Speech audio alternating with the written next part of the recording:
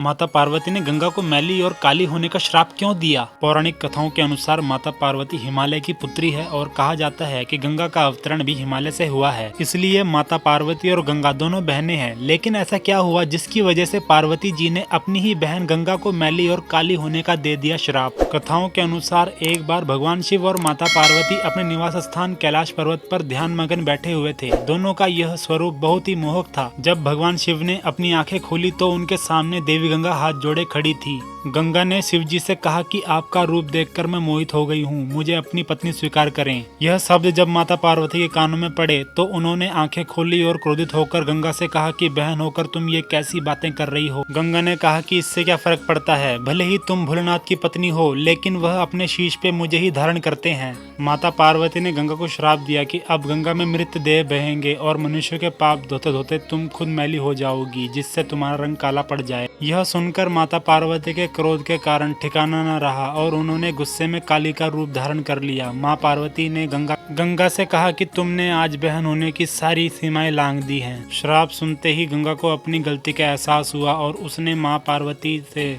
मांगी माफी और श्राप वापस लेने को कहा। भगवान शिव ने गंगा का पश्चाताप देखते हुए कहा, उन्हें श्राप मुक्त कर दिया और कहा जो भी तुम्हारे जल से स्नान करेगा उसके पाप धुल जाएंगे।